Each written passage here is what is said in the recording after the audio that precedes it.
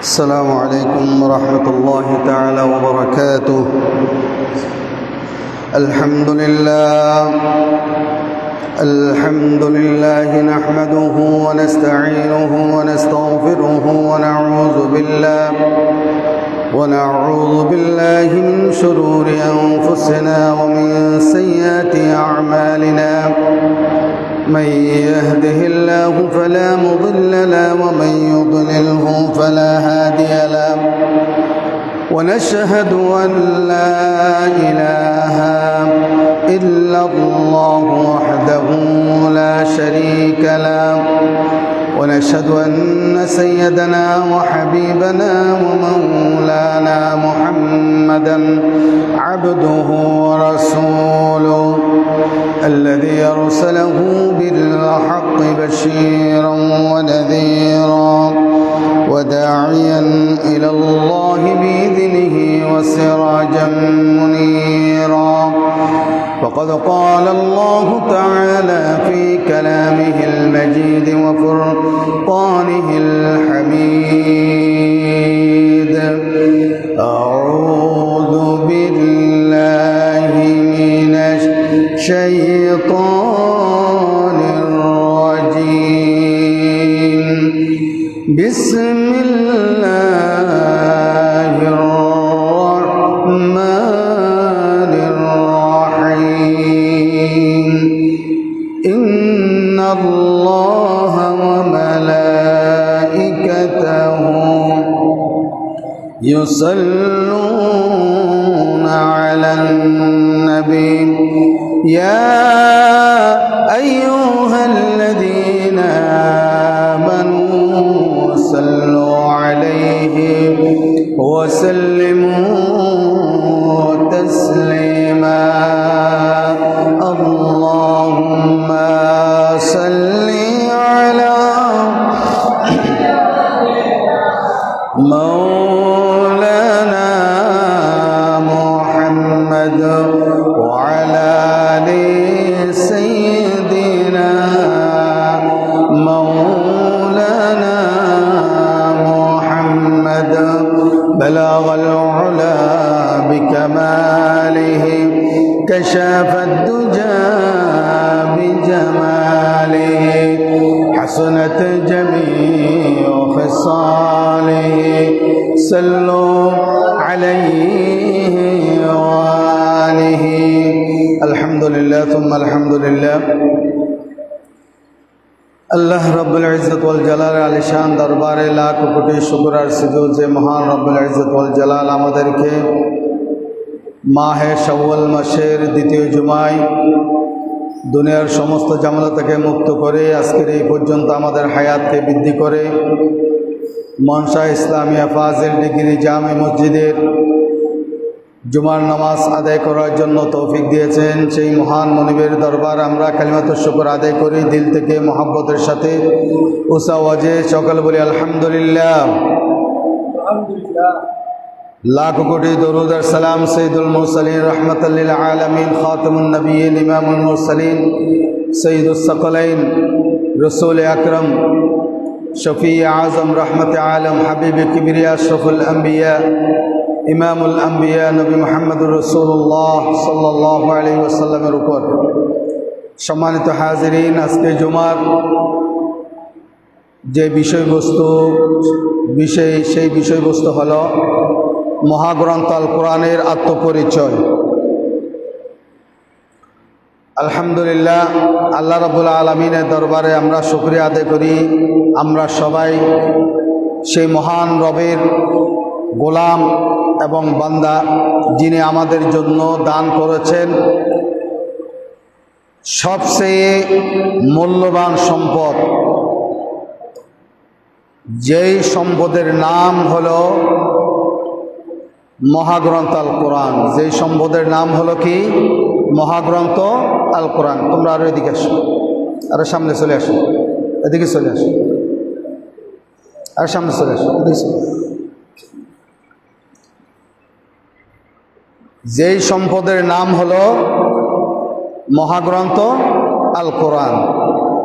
আমরা তো সম্পদ মনে করি ইন্ডাস্ট্রি থাকলে, গাড়ি থাকলে, বাড়ি থাকলে, জমি থাকলে এইগুলোকে আমরা সম্পদ মনে করি। গাড়ি, বাড়ি, নারী, জমিন, ব্যাংক ব্যালেন্স, ইন্ডাস্ট্রি কিছুই আমাদের সাথে যাবে না, আমাদের সাথে কিছুই যাবে না। যেগুলো যাবে না সেগুলোকে আমরা বলি কি? সম্পদ। আর যেটা যায় সেটাকে আমরা সম্পদ মনে করি না। তাইলে সবচেয়ে বড় সম্পদ, সেই সম্পদের নাম কি? মহাগ্রন্থ আল কোরআন। তাহলে মানুষ মৃত্যুবরণ করার পরে এই কবরে যাবে এই সম্পদ, কোরআন নামে এই সম্পদটি যাবে। এটা একটি শুধুমাত্র কিতাব বা বইয়ের নাম নয়, এটি আসমান থেকে নাজিলকৃত আল্লাহ রাব্বুল আলামিনের কালাম। এটা রহমতের সমুদ্র। এই কোরআন হলো রহমতের সমুদ্র। এই কোরআন হলো হেদায়েতের বাতিঘর। আর এই কোরআন হলো অন্ধকার পৃথিবীর জন্য আলো। এটাই হলো সবচেয়ে বড় সম্পদ আমাদের জন্য। এই কোরআন এমন একটি নিদর্শন, এমন একটি কিতাব, যেই কোরআন মৃত অন্তরকে কি করে? আলোকিত করে, জিন্দা করে। যেই কোরআন গুনার সাগরে ডুবে থাকা হৃদয়কে পরিষ্কার করে, পরিচ্ছন্ন করে, আল্লাহর দিকে ফিরিয়ে নিয়ে আসে। আর ভুলে যাওয়া মানুষকে তৌহিদের পথে দাঁড় করিয়ে দেয়। এটার নাম হলো আল কোরআন। এটার নাম হলো কি? আল কোরআন। সূরা বনী ইসরাঈলের 9 নম্বর আয়াত আল্লাহ রাব্বুল আলামিন বলেন, ইন্না হাযাল কুরআন ইয়াহদি লিল্লাতী হিয়া আকওয়াম ওয়া ইউবাশশিরুল মুমিনিনা আল্লাযীনা ইয়া'মালুনাস সালিহাত আন্না লাহুম আজরান কাবীরা। আল্লাহ রাব্বুল আলামিন বলেন, ইন্না হাযাল কুরআন ইয়াহদি লিল্লাতী হিয়া আকওয়াম। আমার আল্লাহ বলেন, নিশ্চয়ই এই কোরআন সেই পথ প্রদর্শন করে, সেই পথ দেখায়, সেই পথের দিশা দেয় যা সর্বাধিক সরল, সবচেয়ে সোজা রাস্তা। এই সোজা রাস্তার দেখাই আমাদেরকে এই কোরআন। ويبشر المؤمنين الذين يعملون الصالحات।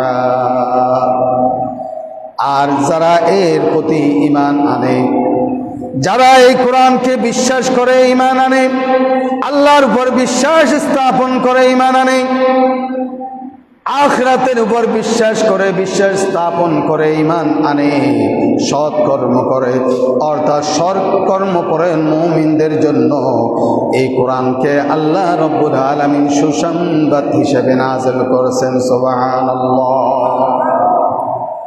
সৎকর্ম পরায়ণ মুমিনদের জন্য আল্লাহ রাব্বুল আলামিন এই কোরআনকে সৎ পথের দিক নির্দেশনা হিসাবে আল্লাহ রাব্বুল আলামিন দান করেছেন, সুসংবাদ হিসাবে দান করেছেন। আন্না লাহুম আজরান কাবীরা। আর তাদের জন্য রয়েছে মহা পুরস্কার। তাদের জন্য আল্লাহ রাব্বুল আলামিন কি রেখেছেন? মহা পুরস্কার রেখেছেন। কাদের জন্য? যারা আল্লাহ রাব্বুল আলামিনের প্রতি ঈমান এনেছে, কোরআনকে বিশ্বাস করেছে, কোরআনের পথ অনুসরণ করেছে, নবীর প্রতি ঈমান আনয়ন করেছে, পরকালের প্রতি ঈমান আনয়ন করেছে, ফেরেশতাদের উপর ঈমান আনয়ন করেছে, তাদের জন্য রয়েছে আন্না লাহুম আজরান কাবীরা। আল্লাহ রাব্বুল আলামিন তাদের জন্য রেখেছেন মহা পুরস্কার। সুবহানাল্লাহ। আজ আমাদের চোখের পানি শুকিয়ে গেছে। কারণটা কি? আমাদের চোখের পানি নাই, আমরা বড় বড় বিপদ দেখার পরেও আল্লাহ রাব্বুল আলামিন আমাদের জন্য বিভিন্ন সময় বড় বড় কিছু বিপদ দান করে। কিছু বিপদ দিয়ে মানুষকে আল্লাহ রাব্বুল আলামিনের দিকে আল্লাহ রাব্বুল আলামিন কি করেন? ফিরিয়ে নেওয়ার চেষ্টা করেন। আমরা বিপদ দেখার পরও আমাদের চোখ দিয়ে পানি আসে না, বের হয় না, আমাদের চোখের পানি শুকিয়ে গিয়েছে। আমরা আমাদের চোখের সামনে আমরা দেখি মানুষকে খুন করে ফেলে রেখে যাচ্ছে। আমরা দেখি আমাদের চোখের সামনে একজন মাকে দর্শন করছে, কিন্তু আমরা প্রতিবাদও করতে পারি না, চোখ দিয়ে এক ফোঁটা পানিও বের হয় না আমাদের। কারণটা কি? আমাদের চোখের পানি শুকিয়ে গিয়েছে। কারণ অন্তর যখন কঠিন হয়ে যায়, কোরআন যখন অন্তর থেকে বের হয়ে যায়, কোরআনের আলো যখন আমাদের ভিতর থাকে না, আমাদের অন্তর থেকে বের হয়ে যায়, তখন চোখের পানি শুকিয়ে যাবে আর অন্তর কঠিন হয়ে যাবে। মানুষের হৃদয় অন্তর যখন কঠিন হয়ে যাবে, ওই অন্তর ওই চোখ দিয়ে আর পানি বের হওয়ার সুযোগ নাই। কারণ আমরা দুনিয়ার মায়ায় পড়ে গেছি, আমরা দুনিয়ার মায়ে পড়ে গেছি, আমরা কোরআনকে ভুলে গিয়েছি, কোরআন ছেড়ে দিয়েছি। তাই আজ সর্বত্র যেখানে যাবেন অন্যায় আর অন্যায়, যেখানে যাবেন ধ্বংস আর ধ্বংস। গোটা পৃথিবীর দিকে আপনারা তাকিয়ে দেখেন, আজকে গোটা পৃথিবীর সারা বিশ্ব মুসলিমের দিকে আপনারা যদি তাকিয়ে দেখেন, আপনারা দেখবেন গোটা পৃথিবীর মধ্যে মুসলমান নামধারী যারা আছে, যাদের অন্তরের মধ্যে কালিমা আছে, যারা কালিমাওয়ালা কোরআনওয়ালা, যারা আল্লাহর প্রতি আল্লাহর উপর বিশ্বাস স্থাপন করছে, ঈমান এনেছে, আল্লাহকে মানে কোরআনের আইন মতো চলে, তাদের উপর আজকে নির্যাতন, নিপীড়ন, হত্যা তাদের উপর চলছে কিনা গোটা পৃথিবীর যদি আমরা দেখি, চলতেছে না? কারণটা কি? ওই আমরা দুনিয়ার মায়ায়, দুনিয়ার সম্পদের লোভে আমরা পড়ে, আমরা আসল সম্পদ, যেই সম্পদ আল্লাহ রাব্বুল আলামিন আমাদেরকে দান করেছে, সেই সম্পদের নাম কি বলেছিলাম? মহাগ্রন্থ আল কোরআন। এই সম্পদকে আমরা ছেড়ে দেওয়ার কারণে আজকে যেদিকে যাই সেদিকেই মুসলমান নির্যাতিত, নিপীড়িত, অবহেলিত, লাঞ্ছিত। শান্তি কোথাও খুঁজে পাবেন না। আপনি শান্তি যত চান না কেন, শান্তি পাবেন না। শান্তির জায়গায় শান্তি খুঁজতে শান্তি পাবেন। আপনি যদি শান্তির হাটে গিয়ে যদি শান্তি চান, এটা শান্তির হাট নাম। আপনাদের এইদিকে যে বাজার, এটা বাজারটার নাম কি? শান্তির হাট। আচ্ছা, আপনি যদি শান্তির হাটে গিয়ে, নাম যেহেতু শান্তি, আপনি শান্তির হাটে গিয়ে যদি শান্তি খুঁজেন, শান্তি পাবেন? পাবেন?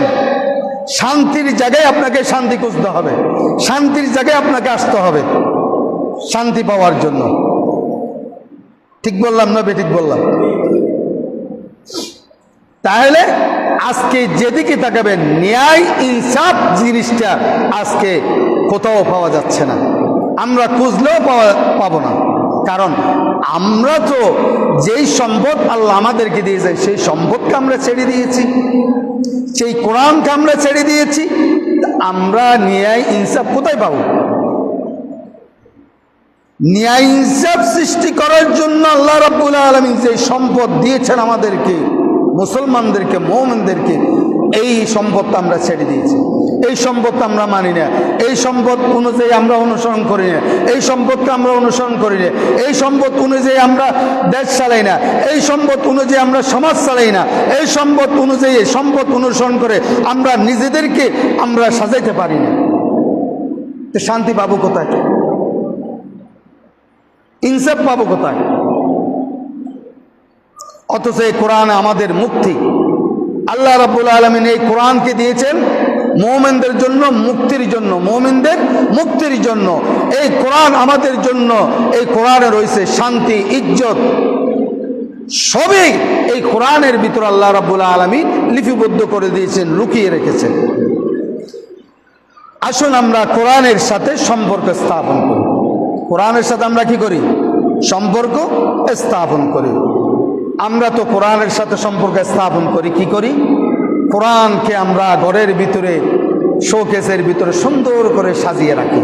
এটা আমরা কোরআনের সাথে এই সম্পর্কটা আমরা স্থাপন করতে পেরেছি। আমরা আর কিছু না করতে পারলেও ঘরের ভিতরে যে শোকেস, যে তাকের ভিতরে আমরা জুনদান বানিয়ে কোরআনের ভিতরে একটা কাপড়ের কভার দিয়ে সুন্দর করে কোরআনটা আমরা কাপড়ের কভারের ভিতর ঢুকিয়ে আমরা সাজিয়ে রাখেছি। কেউ আসলে দেখবে আল্লাহ আল্লাহ আল্লাহ মামা, এই মানুষগুলো অনেক ভালো। কেন? ওই তো শোকেসের ভিতর কোরআন দেখা যায়, ওই তো তাকের মধ্যে কোরআন সাজানো আছে, কিতাব সাজানো আছে, সিরতের গ্রন্থ সাজানো আছে, হাদিস সাজানো আছে, সব কিছু আছে। এটা আমরা সাজিয়ে রেখেছি, কিন্তু কোরআন আমরা পড়ি না, কোরআন আমরা বুঝার চেষ্টা করি না। আমরা সাজাই রাখছি, এই সম্পর্কটা করেছি। না না না, কোরআন তো সেই জন্য আসে নাই। কোরআন তো তাকের মধ্যে সাজিয়ে রাখার জন্য আসে নাই। কোরআন জুনদানের ভিতরে রেখে শোকেসের মধ্যে সাজিয়ে রাখবে, এই জন্য তো কোরআন আল্লাহ রাব্বুল আলামিন পাঠায়নি। এই কোরআন তো সেই জন্য আসে নাই। এই কোরআন সৌন্দর্য নয়, বরং এই কোরআন জীবন পরিচালনা। এই কোরআন মতো যদি আমরা জীবন পরিচালনা করতে পারি, তাহলে কোরআনের সাথে সম্পর্ক রাখাটাই আমার জন্য কাজে আসবে, না হলে কোনো কাজ আসবে না। কোরআন শুধু মুখের তেলাওয়াতের জন্য আমরা যদি রেখে দিই হবে না। এই কোরআন অন্তরের মধ্যে আলোকিত করতে হবে। এই কোরআনকে তেলাওয়াতের সাথে সাথে আমাদের অন্তরকে কোরআন মতো আমল করে আমার অন্তরকে কি করতে হবে? আমাদের অন্তরকে কি করতে হবে? আলোকিত করতে হবে। কোরআন শুধু রমজানের সঙ্গী বানাই আমরা, কিন্তু কোরআনকে যদি আমরা রমজানের সঙ্গে 1 মাসের সঙ্গী বানালাম, বাকি 11 মাস কি করবো আমরা? বাকি 11 মাস আমরা কি কোরআনকে তুলে রাখবো? কোরআনকে সাজিয়ে গুজিয়ে তুলে রাখবো? না না না, এই কোরআনকে আমাদের প্রতিদিনের সঙ্গী বানাতে হবে। এই কোরআনকে আমাদের জন্য প্রতিদিনের সঙ্গী বানাতে হবে, শুধুমাত্র 1 মাসের সঙ্গী বানালে হবে না। যেই জাতি কোরআনকে আঁকড়ে ধরে আল্লাহ রাব্বুল আলামিন তাদেরকে দুনিয়ায় মর্যাদা দান করেন। তাদেরকে আল্লাহ রাব্বুল আলামিন কি করেন? দুনিয়ায় মর্যাদা দান করেন। আমি ছোট্ট একটা উদাহরণ দিলে আপনারা বুঝবেন। যারা কোরআনকে ধারণ করে তাদেরকে আল্লাহ রাব্বুল আলামিন কেমন মর্যাদা দান করেন, আমি ছোট্ট একটা আপনাদের সামনে একটা উদাহরণ দিই। এই যে ছোট ছোট বাচ্চারা, এই যে এগুলো কোরআন নিয়ে বসে আছে না, রাত দিন ওরা কোরআন তেলাওয়াত করে না? আচ্ছা, আপনারা ওনাদেরকে সম্মান করে মর্যাদা দিয়ে তাদেরকে আপনাদের বাসা নিয়ে আপনারা খানা খাওয়ান না, দাওয়াত খাওয়ান না? কেউ একজন আসলে, মাদ্রাসায় আসলো, হেফজখানায় আসলো বা মসজিদে আসলো, এই ছোট ছোট মাসুম বাচ্চাদেরকে নামাজ পড়া অবস্থায় দেখলো, হেফজখানায় গেল, কোরআন তেলাওয়াত করা অবস্থায় দেখলো, তার অন্তরটা জুড়েই যায়। তাদেরকে সম্মান করে, তাদেরকে নাস্তার আয়োজন করে, খানার আয়োজন করে, তাদেরকে হাদিয়ার আয়োজন করে, করে কি করে না? এটা সম্মান না? এটা মর্যাদা না? আমি ছোট্ট একটা সামনে দেখালাম আপনাদেরকে। যারা এই কোরআনকে সম্মান করবে, কোরআনকে আঁকড়িয়ে ধরবে, আল্লাহ রাব্বুল আলামিন তাদেরকে যথাযথ সম্মান তাদেরকে আল্লাহ রাব্বুল আলামিন দান করবেন। যথাযথ সম্মান আল্লাহ রাব্বুল আলামিন তাদেরকে দান করবেন, যারা কোরআনকে ধারণ করে। এবং আল্লাহ রাব্বুল আলামিন কাল কিয়ামতের ময়দানে, আখিরাতের মধ্যে এই কোরআনকে যারা আঁকড়িয়ে ধরবে, কোরআনকে যারা বুকের মধ্যে রাখবে, তাদেরকে আল্লাহ রাব্বুল আলামিন কি করবেন? কাল কিয়ামতের ময়দান থেকে তাদেরকে আল্লাহ রাব্বুল আলামিনের ওই আরশের নিচে ছায়া দিবেন, এবং তাদের বিচার, তাদের সব কিছু হিসাব নিকাশ আল্লাহ রাব্বুল আলামিন সহজ করে আল্লাহ রাব্বুল আলামিন তাদেরকে জান্নাতে ঢুকিয়ে দিবেন, প্রবেশ করে দিবেন। সুবহানাল্লাহ। তাহলে এই কোরআন এটা বড় একটি সম্পদ আমাদের জন্য, মুমিনদের জন্য বড় একটি কি সম্পদ। তাহলে আমরা সম্পদ মনে করি কাকে?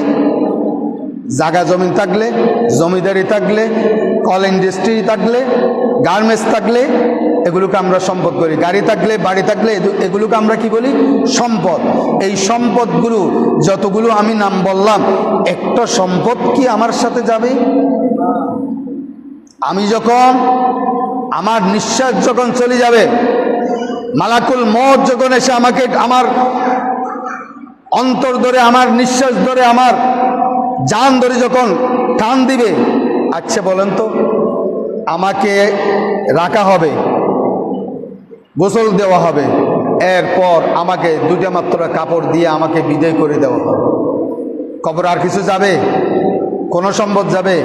গাড়ি, বাড়ি, টাকা, সম্পদ, জমি, কল কারখানা, ইন্ডাস্ট্রি কিছু যাবে আমার সাথে? কিছুই যাবে না আমার সাথে। তাহলে যাবে কি? এখন বলতে হুজুর কি যাবে?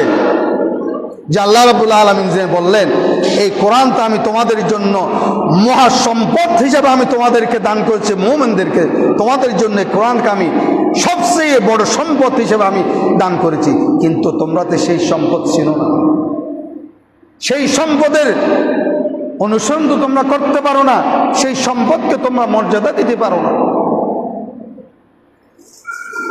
আসুন কোরআনকে ভালোবাসুন, আমরা কোরআনকে ভালোবাসি আর কোরআনকে আঁকড়ে ধরুন।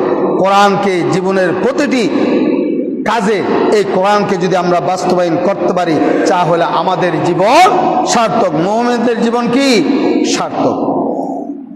এই মুমিনদের জীবন যখন সার্থক হয়ে যাবে, তাহলে আখিরাত চিরস্থায়ী মুক্তির দরজা আল্লাহ রাব্বুল আলামিন মুমিনদের জন্য খুলে দেবেন। সুবহানাল্লাহি বিহামদি।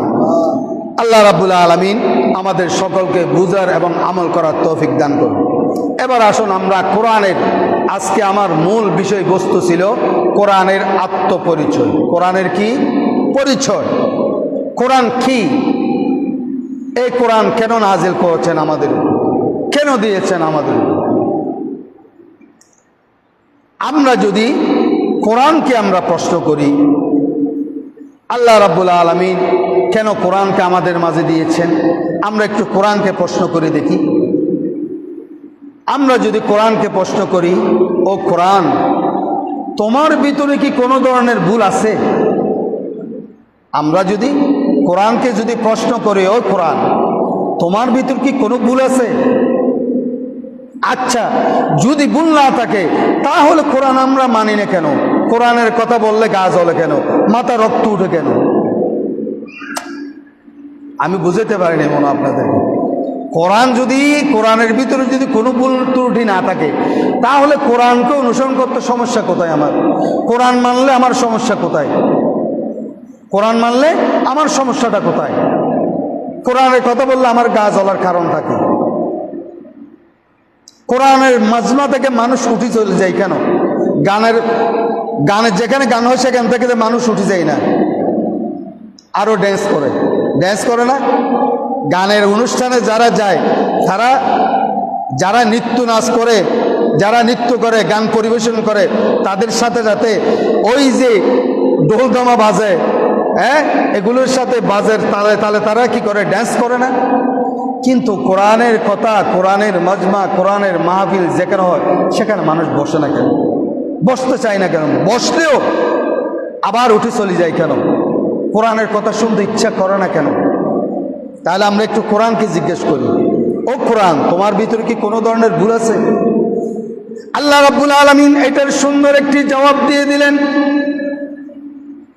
সূরা ফুসসিলাতের 42 নম্বর আয়াত আল্লাহ রাব্বুল আলামিন সুন্দর করে এই জবাবটা মানুষের মধ্যে, মুমিনদের কাছে জানিয়ে দিলেন, এই জবাবটা দিয়ে দিলেন। لا يأتيه الباطل من بين يديه ولا من خلفه تنزيل من حكيم حميد। আমার আল্লাহ রাব্বুল আলামিন বলেন, এই কোরআনের ভিতরে, এই কিতাবের ভিতরে কোনো ধরনের বাতিল, কোনো ধরনের মিথ্যা অনুপ্রবেশ করতে পারে না। এই কোরআনের ভিতরে কোনো ধরনের বাতিলের, কোনো বিভ্রান্তিকর কোনো ধরনের কথা এবং মিথ্যা কথা কোনো কিছু এই কোরআনের ভিতরে অনুপ্রবেশ করতে পারে না। সামনেও পারে না, সামনে থেকেও পারে না, পিছন থেকেও পারে না। এই কোরআনের ভিতরে কোনো ধরনের ভ্রান্তিকর কোনো ধরনের এই কোরআনের ভিতরে কোনো ধরনের বাতিল, কোনো ধরনের মিথ্যা কথা, কোনো ধরনের বাতিল এবং ভ্রান্তি ধরনের কোনো ধরনের মিথ্যা কথা এই কোরআনের ভিতরে কি করতে পারে না, সামনে থেকেও ঢুকতে পারে না, পিছন থেকেও প্রবেশ করতে পারে না এই কোরআনের ভিতরে। তানজিলুম মিন হাকীমিন হামিদ, কারণ এটি আমি আল্লাহ রাব্বুল আলামিনের পক্ষ থেকে, আমি আল্লাহ রাব্বুল আলামিনের পক্ষ থেকে সম্মানের সাথে আমি প্রশংসনীয় আল্লাহ রাব্বুল আলামিনের পক্ষ থেকে নাজিল হয়েছে এই কোরআন, যে কোরআন আল্লাহ রাব্বুল আলামিনের স্বয়ং কালাম। আল্লাহ রাব্বুল আলামিনের কথাগুলোর নাম হলো কি? কোরআন। আল্লাহ রাব্বুল আলামিনের কুদরতের জুবানে যে কথাগুলো বলেছেন এই কথাগুলোর নাম হলো কোরআন, কালামুল্লাহ। এটাকে কি বলে? কোরআনকে কি বলে? কালামুল্লাহ। তার মানে কি? আল্লাহ রাব্বুল আলামিনের কালাম, আল্লাহ রাব্বুল আলামিনের কথা, এটা হলো কোরআন। যে কোরআন আল্লাহ রাব্বুল আলামিনের পক্ষ থেকে আসে, যে কোরআন আল্লাহ রাব্বুল আলামিন স্বয়ং নিজে নাজিল করেছেন, লৌহে মাহফুজের মধ্যে আল্লাহ রাব্বুল আলামিন সংরক্ষণ রেখেছেন, এই কোরআনের মধ্যে তো কোনো ধরনের মিথ্যা, কোনো ধরনের ভ্রান্তিকর কথা এই কোরআনের মধ্যে সামনে থেকে পিছন থেকে ঢুকতে পারে না। কোরআন এমন এক কিতাব বা গ্রন্থের নাম, যেই কিতাবকে কোনো মিথ্যা বাতিল ভ্রান্তিকর কিংবা সন্দেহ স্পর্শ করতে পারে না, সেই কিতাবের নাম হলো আল কোরআন, সেই কিতাবের নাম হলো আল কোরআন।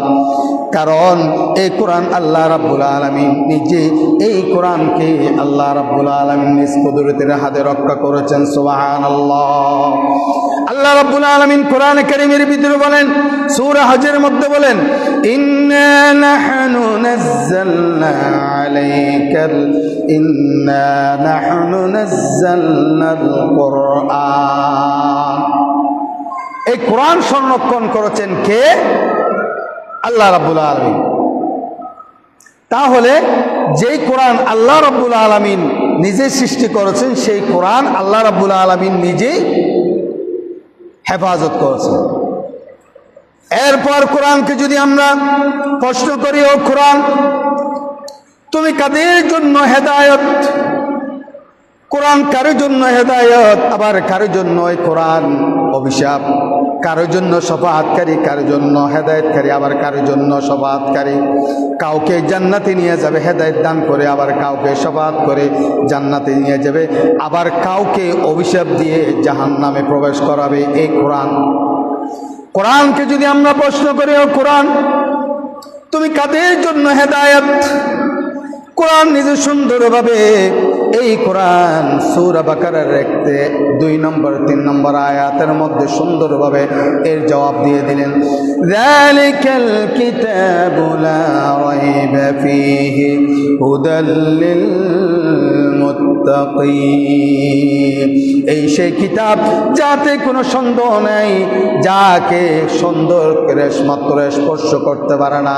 এই কোরআন মুত্তাকিদের জন্য আল্লাহ রাব্বুল আলামিন হেদায়েত বানিয়ে পাঠিয়েছেন। সুবহানাল্লাহ। এই কোরআন মুত্তাকিদের জন্য আল্লাহ রাব্বুল আলামিন হেদায়েত রূপে পাঠিয়েছেন। এরপর মুত্তাকি কারা? আল্লাহ রাব্বুল আলামিন এটার জবাবে সুন্দর করে দিয়ে দিলেন, আল্লাযীনা ইউমিনুনা বিল গায়বি ওয়া ইউকিমুনাস সালাতা ওয়া মিম্মা রাযাকনাহুম ইউনফিকুন। আল্লাহ রাব্বুল আলামিন মুত্তাকি কারা তাদের পরিচয় আল্লাহ রাব্বুল আলামিন তুলে ধরলেন। যারা অদৃশ্যের উপর ঈমান আনে, না দেখে বিশ্বাস করে, অন্ধবিশ্বাস করে। আমরা আল্লাহকে দেখিনি, আল্লাহকে দেখেছি আমরা? বলেন, আমরা কি আল্লাহকে দেখেছি? আমরা বিশ্বাস করি না আল্লাহ আছে? আমরা নবীকে দেখেছি? আমরা যে নবী আছে এটা বিশ্বাস করি না? আমরা জান্নাত দেখেছি, জান্নাত আছে এটা আমরা বিশ্বাস করি না? আমরা জাহান্নাম দেখেছি, জাহান্নাম যে আছে এটা আমরা বিশ্বাস করি না? এই যে অদৃশ্যের উপর যারা ঈমান আনয়ন করে, বিশ্বাস স্থাপন করে, এবং যারা অদৃশ্যের উপর বিশ্বাস স্থাপন করে আল্লাহ রাব্বুল আলামিন যে একমাত্র মালিক, একমাত্র হালিক, তিনি একমাত্র সব কিছুর মালিক যে আল্লাহ, এটার উপর যারা বিশ্বাস স্থাপন করলো, ঈমান আনলো, তারা নামাজ কায়েম করে। তারা কি করে? নামাজ কায়েম করে। যারা বলেন আল্লাহ রাব্বুল আলামিন এক, আল্লাহ ছাড়া আর কোনো মাবুদ নাই, ইলাহ নাই, উপাস্য নাই, একমাত্র কেবলমাত্র শুধুমাত্র ইবাদতের আমার সব কিছুর মালিক হলো মালিক লা ইলাহা ইল্লাল্লাহ, এইটার উপর যারা বিশ্বাস স্থাপন করলো তারা হলো মুত্তাকি, তারা হলো ঈমানদার। তাহলে তাদের কাজ কি? তারা যদি ঈমান আনে তাহলে তারা নামাজ কায়েম করে, এবং আমি তাদেরকে যে রিজিক দান করেছি ওই রিজিকটাকে তারা ব্যয় করে আমার রাস্তায়, আল্লাহ রাব্বুল আলামিনের রাস্তার মধ্যে তারা ব্যয় করে। অর্থাৎ হেদায়েতের চাবি তাকওয়ার হাতে। কোরআন কেবল সেই হৃদয়ের আলো জ্বালায় যেই হৃদয়ে আল্লাহ রাব্বুল আলামিনের প্রতি ভয় আছে, ভয়ভীতি আছে। আল্লাহ রাব্বুল আলামিন যে অন্তরের ভিতরে আল্লাহ রাব্বুল আলামিনের ভয়ভীতি আছে, নামাজ প্রতিষ্ঠা করে সেই হৃদয় অবশ্যই নামাজ প্রতিষ্ঠা করবে। যেই অন্তরে, যেই হৃদয়ের ভিতরে আল্লাহ রাব্বুল আলামিনের ভয় থাকবে, সেই কখনো নামাজ না পড়ে থাকতে পারে না। সেই অবশ্যই কি করবে? নামাজ প্রতিষ্ঠা করবে। নামাজ প্রতিষ্ঠা করা মানে কি? নামাজ প্রতিষ্ঠা করা মানে কি ভাই বলতে পারবেন? কেউ বলতে পারবেন? হ্যাঁ, নামাজ প্রতিষ্ঠা করা মানে কি? নামাজ পড়া। নামাজ পড়া প্রতিষ্ঠা করার অর্থ হলো নামাজ কি? পড়া, নিজে পড়া এবং অন্যকে পড়ানো, উৎসাহ দেওয়া, এবং সমাজকে এই নামাজের মাধ্যমে গোটা সমাজকে সাজানো, এটার নাম হলো নামাজ প্রতিষ্ঠা করা। আল্লাহর রাস্তায় দান করে উদ্দেশ্যের প্রতি যারা ঈমান আনে, তাহলে এই কোরআন তোমাদের জীবন পথ আলোকিত করে দিবে। আল্লাহ রাব্বুল আলামিন এই কথাটা বললেন। কোরআনকে যদি আমরা আরেকবার প্রশ্ন করি, ও কোরআন তুমি কার পক্ষ থেকে এসেছো? কোরআন আমাদেরকে সুন্দরভাবে কোরআন আমাদেরকে জবাব দেয়, তানজিলুল কিতাবি মিনাল্লাহিল আজিজিল হাকীম। কোরআন আমাদেরকে সুন্দরভাবে, কত সুন্দর করে জবাবটা দিয়ে দেন, আমি কোরআন অবতীর্ণ হয়েছি মহান আল্লাহর পক্ষ থেকে, যিনি পরাক্রমশালী ও প্রজ্ঞাময়। সেই আল্লাহর পক্ষ থেকে আমি কোরআন নাজিল হয়েছি, অবতীর্ণ হয়েছে এই দুনিয়াতে। এটি এসেছে একমাত্র আল্লাহর পক্ষ থেকে, যিনি সব কিছুর উপর প্রভুত্বশালী, তার পক্ষ থেকে এই কোরআন। এই জন্য এই কোরআনের প্রতিটি শব্দ আল্লাহর কালাম, অপরিবর্তনীয়, চিরন্তন ও শাশ্বত। এই কোরআনকে কেউ পরিবর্তন করতে পারবে না। এই কোরআনকে শত চেষ্টা করলেও পরিবর্তন করতে পারবে না। একটা কাজ করতে পারবে, একটা কাজ করতে পারে মানুষ, পরিবর্তন করতে পারে না, কিন্তু একটা কাজ করতে ঠিকই করে। যেটা নিজের পক্ষ থেকে ওইটাকে আমল করে, আর যেটা হকের পক্ষ থেকে এটাকে আমল করে। কি বললাম? অনেকে দেখেন না কোরআনের আয়াতকে শুধু হুজুর নামাজের কথা বলবেন, দ্বীনের নামাজের কথা বলবেন, তাসবিহ তাহলিলের কথা বলবেন, কোরআনের এই আয়াতগুলো, হজ, যাকাত, রোজা, শুধু এগুলো বলবেন, আরগুলো বলেন না, আরগুলো বলেন না, মানে আরগুলো মানতে পারবো না। এই প্রকারের যতগুলো আয়াত আছে কোরআনে, এগুলো আমরা মানব, বাকিগুলো আমরা মানবো না। বাকিগুলো কি? দিন কায়েমের জন্য যেগুলো আছে এগুলো মানতে পারবো না। চুরি করলে, জেনা করলে, ঘুষ খেলে, তাদের যে শরীয়ত অনুপাতে তাদের উপর যে শরীয়ত অনুযায়ী তাদের উপর যে শাস্তি, এই শাস্তির ব্যাপারে যদি কথা বলে বুঝলে এগুলো মানা যাবে। চুরি করব, কিছু করতে পারবেন না, হাত কাটতে পারবেন না। আপনি চুরি করবেন, শরীয়তের কোরআনের শাসন হলো হাত কেটে দেওয়া। আপনি জেনা করবেন, বিবাহিত পুরুষ যদি জেনা করে তাকে পাথর নিক্ষেপ করে তাকে হত্যা করা। এখন যদি আরেকটা বলি, বলবো যে হুজুর যারা বিবাহ করেনি তাদের জন্য তো একটু মনে সহজ, এরকম বলবেন। শরীয়ত আমরা মানতে রাজি না। অবিবাহিত যারা, তারা যদি জেনা করে তাদেরকে 100 দৌড়া কেউ কেউ কোনো ইমাম বলেছেন 80 দোররা, ভালো করে খেয়াল করবেন। কোনো ইমাম বলেছেন তাদেরকে বেত দিয়ে 80টা বাড়ি দেওয়া, 80 দোররা দেওয়া। আবার কেউ কেউ বলেছেন 100, আবার কেউ কেউ আরো বেশি বলেছেন, অনেক বেশি বলেছেন, অনেকগুলো মত আছে। আচ্ছা, একজন জেনাবকারী ব্যক্তিকে যদি একটা বেত দিয়ে, আবার যেই 80 দোররার কথা বলা হয়েছে, যে 80 দোররা দিয়ে পিটানোর জন্য বলা হয়েছে, প্রহার করার জন্য বলা হয়েছে, এই বেতটা তেমন বেত না, এটা চিকন। এই আপনি কি বলেন, এই আমাদের এখানে সিবে গাছ আছে না, সিবে গাছ চিনেন? সিবে গাছ, হ্যাঁ, সিবে গাছ চিনেন? সিবে গাছের একটা চিকন কতগুলো সিবে থাকে না, ওই নুরানি খানায় যে ছেলে হুজুরা নেয় ছোট ছোট, এইগুলো দিয়ে না। এটা এমন বেত দিয়ে নেই, এমন বেত নিতে হবে যে বেতের একটা বাড়ি তার শরীরের মাথার মগজ থেকে পায়ের নিচের তালু পর্যন্ত আগাগোড়া কবর হতো। ওই ধরনের বেত দিয়ে তাকে প্রহার করতে হবে। কত বেত? 80 অথবা 100 অথবা তার আরো বেশি। আচ্ছা, এভাবে যদি তাকে দৌড়া মারা হয়, সে লোকটি বাঁচবে? এখন আমাদের সমাজের মধ্যে অনেকে বলে যে হদে বিবাহ করে যারা জেনা করে তাদের শাস্তি যাতে খুব কঠিন। হতে কেমন কঠিন? হতে তাদেরকে গলা পর্যন্ত মাটির ভিতর গেড়ে, মাটির একটা গর্ত করে মাটির ভিতরে গলা পর্যন্ত তাদেরকে গেড়ে তাদেরকে কি মারতে হবে? পাথর মেরে নিক্ষেপ করতে হবে। কারণ তাকে যদি উপরে যদি এমনি যদি গর্ত না করে যদি তাকে উপরে দিয়ে রেখে, যদি জমিনের উপরে রেখে যদি তাকে পাথর মারে, সে হাত দিয়ে সরাবে, পা দিয়ে সরাবে। পাথর মারলো এভাবে সরে গেল, পাথর মারলো হাত দিয়ে এভাবে করলো, পা দিয়ে এভাবে করলো। এই জন্য যেন নড়াচড়া করতে না পারে, সেই জন্য গলা পর্যন্ত শিরা পর্যন্ত তাকে মাটির গর্ত করে মাটির ভিতরে তাকে গেড়ে দিয়ে তারপর তাকে পাথর মারে নিক্ষেপ করে তাকে হত্যা করতে বলেছে। এখন যারা অবিবাহিত জেনা করে তাদের শাস্তি দেয় 80 দোররা। এটা তেমন দোররা না, ছোট সিবে দিয়ে। আমাদের সমাজের মধ্যে অনেকে যারা বিচার ব্যবস্থা করে, যারা সালিশ করে, হ্যাঁ, যারা সর্দার মাতবর, যারা চেয়ারম্যান মেম্বার, যারা অনেক জায়গায় আমি দেখেছি, এটা অনেক জায়গা হয়তো আপনারাও দেখেছেন, জেনাকারীকে এই শাস্তি দেখি ছোট একটা সিবে নিয়ে বেদ নিয়ে এই বাড়ি, যে এমন বাড়ি দিয়েছে বাড়িগুলো তার গায়ে বলে মুসকি হাসে। জেনাকারীর উপরে যখন বাড়িগুলো প্রহার করা হয়, জেনাকারী কি মুসকি হাসে। আচ্ছা, সে কি জেনা না করে থাকবে? সেই জেনা করা থেকে ফিরে আসবে না। জেনা করা থেকে সে ফিরে আসবে না। এই জন্য এই কোরআনকে পরিমার্জন করা কখনো যাবে না। এটা চিরন্তন, এটা শাশ্বত, আল্লাহর পক্ষ থেকে এসেছে। এই জন্য নিজের জন্য যেটা সুবিধা সেটা মানলাম, আর নিজের জন্য যেটা সুবিধা না সেটা মানলাম না।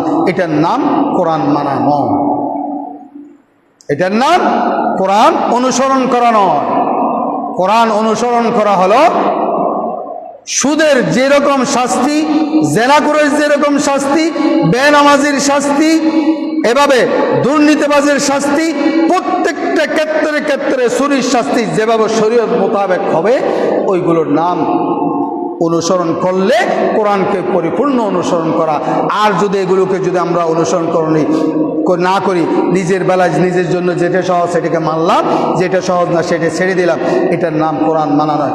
এই কোরআন, এই ধরনের কোরআন যারা মানে তাদের জন্য এই কোরআন কি অভিশপ্ত, তাদের জন্য এই কোরআন কি করবে? অভিশাপ দিবে তাদের জন্য। আমি প্রথমে বলছিলাম, এই কোরআন কারোর জন্য জান্নাতে প্রবেশ করাবে কাউকে, আবার কাউকে জাহান্নামে প্রবেশ করাবে, নিক্ষেপ করবে এই কোরআন। এই জন্য এই কোরআন পরিপূর্ণভাবে, এই কোরআনকে আমাদের আমল করতে হবে, এই কোরআনকে ভালোবাসতে হবে। এই কোরআনকে কমসে কম প্রতিদিন 2টা আয়াত আপনারা পড়বেন, 2টা আয়াত মিনিমাম। দুইটা আয়াত আপনারা তেলাওয়াত করবেন এবং তেলাওয়াত করার পরে এই দুইটা আয়াতের ব্যাখ্যাটা আপনারা চেষ্টা করবেন। অর্থটা ব্যাখ্যা না পড়লেও কমসে কম অর্থটা আপনারা চেষ্টা করবেন, অর্থটা পড়ার চেষ্টা করবেন। তাহলে আপনি পড়ার জন্য যেমন সওয়াব পেলেন, আবার যেই অর্থ বোঝার জন্য যে আপনি অর্থ বললেন তার জন্য আরও 10 গুণ সওয়াব আপনার আমলনামায় আল্লাহ রাব্বুল আলামিন লিখে বৃদ্ধি করবেন। সুবহানাল্লাহ। পারবেন তো ইনশাল্লাহ? যুবক ভাইরা পড়বেন তো ইনশাল্লাহ? হ্যাঁ, মিনিমাম ডেলি দুইটা লাইন অথবা দুইটা আয়াত আপনার কোরআন তেলাওয়াত করবেন। এই কোরআন আপনার আমার জন্য কাল কিয়ামতের ময়দানে সাক্ষী হবে। এই কোরআন আপনার আমার জন্য কবরের মধ্যে আমার জন্য আপনার জন্য সুপারিশকারী হবে, কাল কিয়ামতের ময়দানে সুপারিশকারী হবে। এই কোরআন তো আমার পক্ষে সাক্ষী দিবে। এই কোরআন যদি আমার পক্ষে সাক্ষী দেয় তাহলে জান্নাত, এই কোরআন যদি আমার বিরুদ্ধে সাক্ষী দেয় তাহলে জাহান্নাম। বাঁচার কোনো উপায় থাকবে না।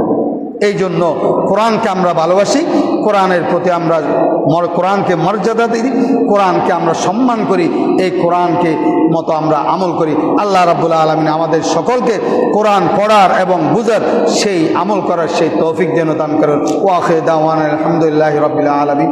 যারা সুন্নত পড়েন নাই সুন্নত পড়ে নিন।